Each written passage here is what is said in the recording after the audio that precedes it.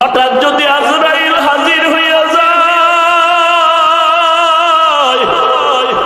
আজরাইল আলাইহিস সালামকে যদি আল্লাহ পাঠায় দেয়, আর আজরাইল আইসা যদি দেখি তোর হাতে নাচ গানের মোবাইল, তুই বসে বসে নাচ দেখতেছো, গান শুনতেছো, আজান হইতেছে, তোর গানের আওয়াজ বন্ধ হয় না, তোর নাটক বন্ধ হয় না, কত মেয়ের চরিত্রের উপরে আঘাত করতেছো, কত মানুষের জীবনটাকে দুনিয়ার থেকে বরবাদ করে দিয়েছো। আজরাইল যখন আসবে তোমার সামনে স্বাভাবিক অবস্থায় আসবে না। আল্লাহর নবী বলেন, এই গুনাহগার নাফরমানের সামনে আজরাইল এমন বিকট আকৃতি ধারণ করবে, মাথা আসমানে, পা জমিনে, এক হাত মাশরিক আর এক হাত মাগরিবে, চোখগুলো নীল নদের মতো বড় বড়, দেখিয়া ওর কলিজা উল্টায় যাবে, পাগলের মতো হয়ে যাবে। ও মা বলিয়াও ডাকতে পারবে না, আব্বু বলে ডাকতে পারবে না। আজরাইল আইসা রূহটা যখন ধরার জন্য শরীরের উপরে কদম রাখবে, রূহটা শরীরের জোড়ায় জোড়ায় জোড়ায় জোড়ায় পালাইতে থাকবে, বের হইতে চাইবে না। চরমনের জমিনে ঘুমান্ত সৈয়দ ইসহাক রাহমাতুল্লাহ আলাইহি বলতেন, লাঠির আগায় আলকাতরা মাখিয়া তুলার মধ্যে বাড়ি দিলে তুলাগুলো যেমন লাঠির মধ্যে চলে আসে, ওরে গুনাহগার জাহান্নামের আসামির যুবক, আজকে গুনার মজা পাইয়া, আজকে তুমি আমি টুপি মাথায় দিই, তোমার পায়ে ধরলাম, তোমার টুপি মাথায় দিতে ভাল লাগে না, তোমার কপাল এত খারাপ, নিজেও দাড়ি রাখতে পারো না, যারা রাখে তাদেরও পছন্দ করো না, নিজেও নামাজ পড়ো না, যারা নামাজ পড়ে তাদেরও পছন্দ করো না, এত কপাল পোড়া তুমি কেমনে হইলা, নিজেও হালাল খাও না, যারা হালাল খায় তাদেরও তুমি পছন্দ করো না। আজরাইল যখন রূহটা টান দিবে, সাথে সাথে শরীরের রগগুলো সিরিয়া রূহটা হাতের মধ্যে চলে যাবে। আল্লাহর নবী বলেন, জ্যান্ত বকরির চামড়া খুললে যেমন কষ্ট, এর থেকে শতগুণ কষ্ট বেশি হবে বেনামাজির জান কবজের সময়। অনেক সময় যারা মরণের মানুষের পাশে থাকেন, দেখছে বেনামাজির জান কবজের সময় চোখ উল্টায় যায়, হাত পা বাঁকা হয়ে যায়, এর মাত্র কারণ আজরাইলের দেখিয়া সহ্য করতে পারে নাই।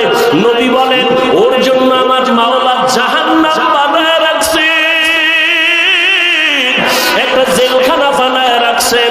ওরে আল্লাহর দেওয়া পানি, আল্লাহর দেওয়া বাতাস, আমার মাওলার দেওয়া সূর্যের আলো, আমার আল্লাহর দেওয়া চাঁদের আলো, আমার আল্লাহর দেওয়া জমিনের ফসল খাইতেছো, আল্লাহর দেওয়া নদীর মাছ খাইতেছো, আল্লাহর এত কিছু নিয়ামত খাইয়া যারা আল্লাহর বিরোধিতা করবি, মানবি না, আলেম ওলামারা পাও ধরে ধরে নামাজের দাওয়াত দেয়, শুনবি না, এরপরও গালাগালি করবি।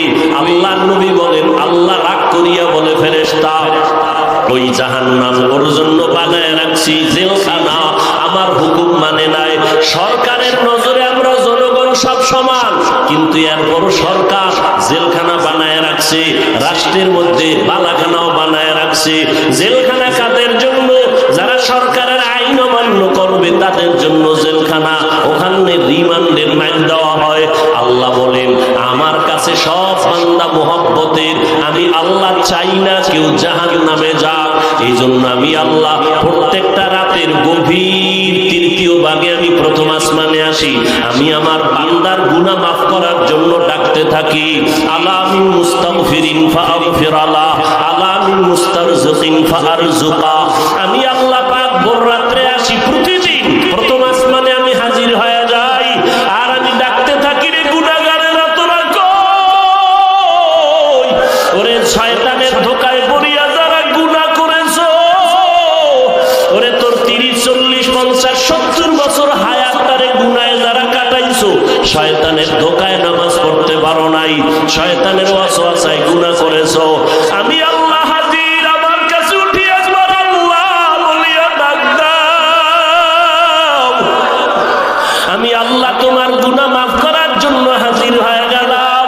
ওরে দুনিয়াতে তোমার অপরাধ যদি একটা হয়, এক ধরনের মামলা, যদি তুমি অপরাধ 2 লাইনে করো, 2 লাইনে 2 ধারায় মামলা, অপরাধ যদি 3 লাইনে করো, 3 ধারায় মামলা, এইভাবে কারো বিরুদ্ধে 10টা মামলা 10 ধারায়, কারো বিরুদ্ধে 30টা মামলা 30 ধারায়, 30 ধারার মামলার জন্য 30 বার হাজিরা দেওয়া লাগে এবং রায় 30 রকম হয়। কিন্তু আমার আল্লাহ বলেন, বান্দা তুই জিনার গুনাহ করছো, সাথে বেয়াদবি করছো ধারা আলাদা, কিন্তু আমার মাওলার কাছে ধারা কিন্তু গণনা নাই। তুই 30 বছর 50 বছর 70 বছর গুনাহ করিয়া পাহাড় বানাইছো। আরে বান্দা, তুই যদি মাথা নত করিয়া একবার আমি আল্লাহকে আল্লাহ বলে ডাক দিয়া বলো, হে মালিক, আমার আমল নামায় গুনার আমার গুনার কারণে হাত না পাক, আমার চোখ না পাক, আমার জিহ্বা না পাক, আমার অন্তর না পাক, আমার গুনার খবর আমার মা জানে না, আমার ভাই জানে না, আমার অপরাধের খবর আমার ঘরের কেউ জানে না। যদি আমার মা বাবায় জানতো আমি জিনা করি, আমার মা বাবায় লাথি মেরে তাড়ায় দিত। মা বাবা ভাই বোনেরা যদি জানতো আমি চুরি করি, আমার কেউ ভালো জানতো না। ও আল্লাহ, তুমি জানো, তুমি দেখছো, এরপরেও রাগ করিয়া পানি বন্ধ করো নাই, খানা বন্ধ করো নাই। গুনার কারণে রাগ করি আমার সম্মানের চেয়ার থেকে তুমি ফালাইয়া দাও নাই। গুনার কারণে তুমি রাগ করিয়া বাতাস বন্ধ করো নাই। গুনার কারণে বেজার হইয়া তুমি সূর্যের আলো চাঁদের আলো বন্ধ করো নাই। ও আল্লাহ, আজকে আমি তোমার কাছে আসছি ক্ষমার জন্য। আল্লাহ বলেন, বান্দা, তুই একদিন আর 2 দিন না, বছর বছর 70-80 বছর গুনাহ করিয়া বিশাল বড় পাহাড় নিয়ে যদি আমি মাওলার কাছে মাথা নত করিয়া মাসির মাথা বরাবর এক ফোঁটা চোখের পানি ছেড়ে দিতে পারো, আমি আল্লাহর কাছে যদি দিলটা নরম করে মাওলারে ডাক দিয়ে বলো, আল্লাহ আর গুনাহ করব না, ওই জাহান্নামের আগুন সইতে পারবো না রে মালিক। ওরে ঘরের মধ্যে ঘুমাইতে গেলে মশারি টানায় ঘুমাই, মশার কামড়ে ঘুমানো যায় না। ও আল্লাহ, গুনাহ নিয়ে কবরে গেলে যে আযাব হবে সহ্য করতে পারবো না, কই পাবো মশারি? দুনিয়াতে সূর্যের গরম সইতে পারি না, রাতের বেলা সূর্য নাই, তারপরও ঘাম আর গরম, ফ্যানের বাতাস দিয়াও আমার ঘাম কমে না, গরম কমে না। আর গুনাহগার হইয়া কবরে গেলে জাহান্নামের আগুন, ওই জাহান্নামের আগুনের গরম কেমনে সহ্য করবো? আল্লাহ, আমি সইতে পারবো না। ও আল্লাহ, জাহান্নামের আযাব সহ্য করতে পারবো না। একটা বেতের বাড়ি কেউ দিলে আমি বরদাস্ত করতে পারি না। আল্লাহর নবী বলেন, গুনাহ নিয়ে যারা কবরে যাবা, ওই 2 পার্শ্বের মাটিকে আমার আল্লাহ ডাক দিয়া বলবে, রে কবরের মাটি, ওই নাফরমান বেনামাজির 2 পার্শ্ব থেকে জোরে জোরে চাপ দাও। এত জোরে 2 পার্শ্বের মাটি চাপ দিবে, পাথরের হাড়গুলো চুরমার হয়ে যাবে। একটা না, 2টা না, 70 থেকে 99টা সাপের কামড়।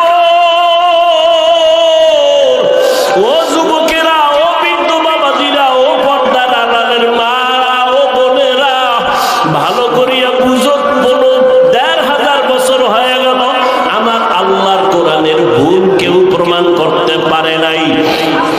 আজকেও যদি কোরআনের একটা ভুল কেউ বের করতে পারো রে বাবা, আমরা এখন দাড়ি কেটে ফেলবো, নামাজ বন্ধ করে দিব, প্যান্ট শার্টটাই লাগাবো, কিন্তু আজ পর্যন্ত কোরআনের ভুল কেউ বের করতে পারে নাই। পারছে? বরং কোরআনের ভুল বের করতে গিয়া বহু বিধর্মীরা মুসলমান হয়ে গেছে, হয় নাই? মুসলমান হয়ে গেল। আল্লাহর কোরআন বলো, আল্লাহর সাক্ষী রেখে আল্লাহর কোরআন সত্য না মিথ্যা? জবান খুলে বলো, সত্য না মিথ্যা? এ যুবকেরা জবাব দাও, পায়ে হাত রেখে বলছি, আমিও তো একটা যুবক, আমার মনেও তো চায় গান শুনি, কারণ গুনাহের আকর্ষণ আল্লাহ জন্মগতভাবে সবার মধ্যে দিয়ে রাখছেন। গুনাহ করার আকর্ষণ, নারীদের নাচ গান দেখলে আমার অন্তরও চায় আমি দেখি, কিন্তু কন্ট্রোল করি জাহান্নামের ভয়। টুপি মাথায় দিলে মাথা গরম হয়, তোমার থেকে বুদ্ধি মোটেও কমে নাই। তুমি তো কথা আবল তাবল বলো, আর আমরা 12টা মাস বয়ান করিয়াও তো একটা আবল তাবল কথা বলার চেষ্টা করি না। কোন কথার পরে কোন কথা বলবো এটা আমাদের ডায়েরিতে লেখাও নাই। মাওলার কাছে ভরসা করে পড়ছি, কোন কথার পরে কোন কথা হবে আল্লাহ বলাইতেছেন, ওই কথাই বলতেছি। এরে যুবক, আল্লাহর গোলামেরা, ভালো করিয়া বুঝো, তোমাদের থেকে আমাদের মাথা নষ্ট হয় নাই, মনে করিও না গো সম্মান কম। বলো, একজনের দাঁড়ায় বলো, তোমরা যারা নবীরে মানো না আর আমরা যারা মানি, নবীর